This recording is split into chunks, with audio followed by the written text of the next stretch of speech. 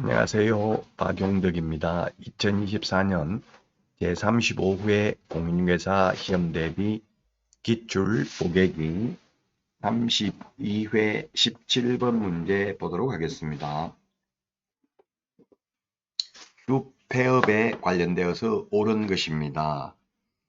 1번 개업 공인중개사가 3개월의 휴업을 하려는 경우 등록관청에 신고해야 된다 했는데 3개월 초과하는 경우에만 신고하면 되죠. 그래서 3개월 이하는 신고할 필요 없습니다.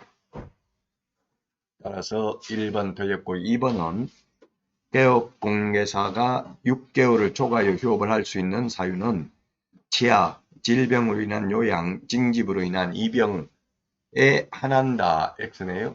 그 외에도 임신, 출산 등으로도 6개월 초과할 수 있습니다. 그래서 틀렸습니다. 2번도 틀렸죠. 임신 출산 외에도 부득이한 사유로서 국토부 장관이 정하여 고시하면 6개월 초과할 수 있습니다.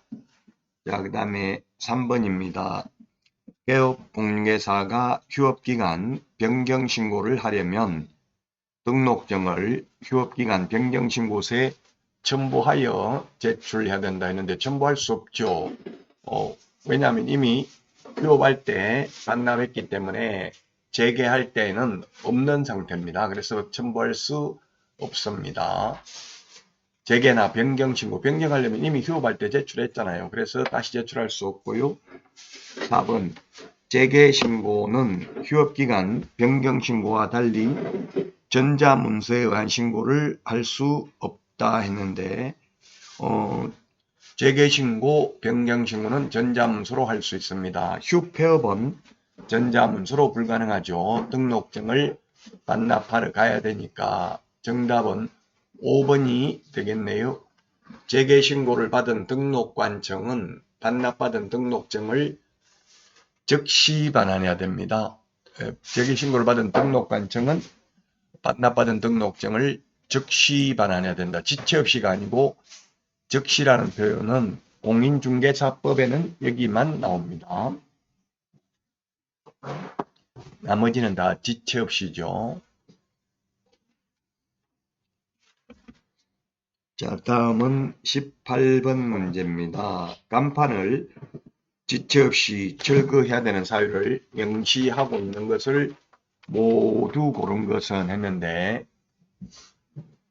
네, 사무소 이전하면 간판 철거해야 됩니다. 이제 거의 다시 돌아올 가능성이 없기 때문에 폐업을 한 경우도 그렇고요. 그 다음에 등록 취소도 간판 철거해야 됩니다.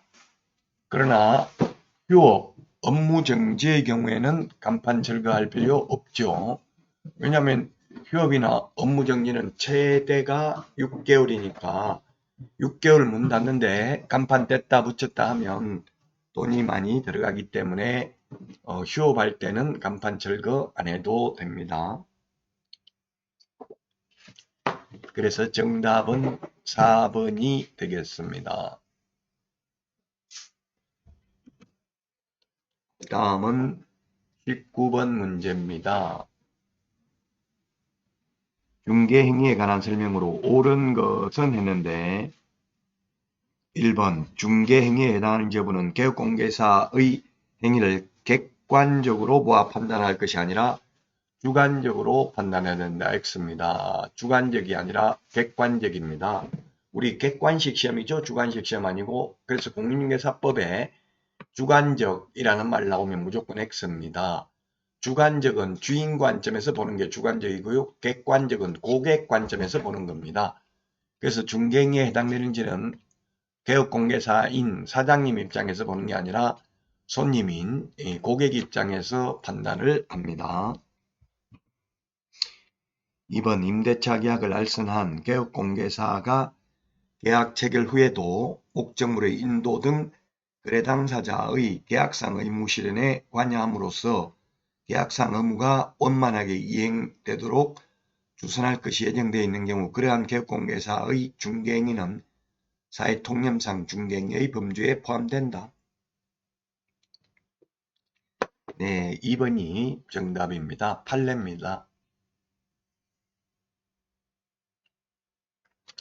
이게 뭐냐 하면 손님한테 확정 일자만 받으면 보증금 떼이지 않고 확실하게 받아 나올 수 있습니다. 이렇게 했는데 만약에 확정일자 받았는데도 우선 면제, 최우선 면제 다 못 받았다면 개업공개사에게 손해배상 책임이 있다는 이야기입니다. 중개 행위와 관련해서 손해가 발생한 경우 손해배상 책임 있죠?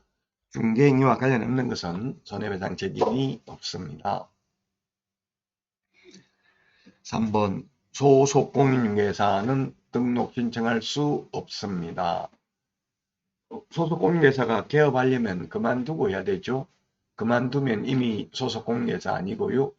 그 다음에 개업공개사는 계약서나 확인설명서에는 서명 또는 날인이 아니라 서명 및 날인해야 됩니다. 그래서 틀렸고 5번 개업공개사가 국토교통부 장관이 정한 거래계약서 표준서식을 사용하지 않는 경우 가태료 처분을 받게 된다 했는데 가태료가 아니고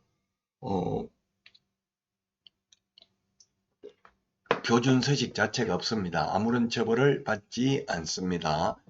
국토부 장관이 표준서식을 정해서 그 사용을 권장할 수 있습니다. 자, 다음은 20번 문제 보도록 하겠습니다. 부동산 거래 신고 등에 관한 법령상 벌금 또는 과태료 부과 기준이 계약 체결 당시의 개별 공시지가에 따른 해당 토지 가격 또는 해당 부동산 등의 취득가액의 비율 형식으로 규정된 경우가 아닌 것은 했는데 1번 허가 구역안에서 허가 없이 토지거래 계약을 체결한 경우에는 개별 공시지가 100분의 30에 상당한 금액의 벌금이죠. 그래서 맞습니다. 2년 이하의 징역이나 100분의 30에 상당한 금액 벌금이고요. 2번 외국인이 부정한 방법으로 허가받아 토지를 취득한 경우 외국인 특례의 경우에는 2년 이하의 징역이나 2천만 원 이하의 벌금에 해당되죠. 그래서 2번이 정답이 되겠습니다.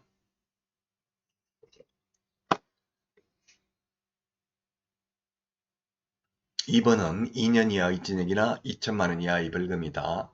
그 다음에 3번 속임수 부정한 방법으로 허가받은 경우에도 100분의 30에 상당하는 금액 이하의 벌금이고요.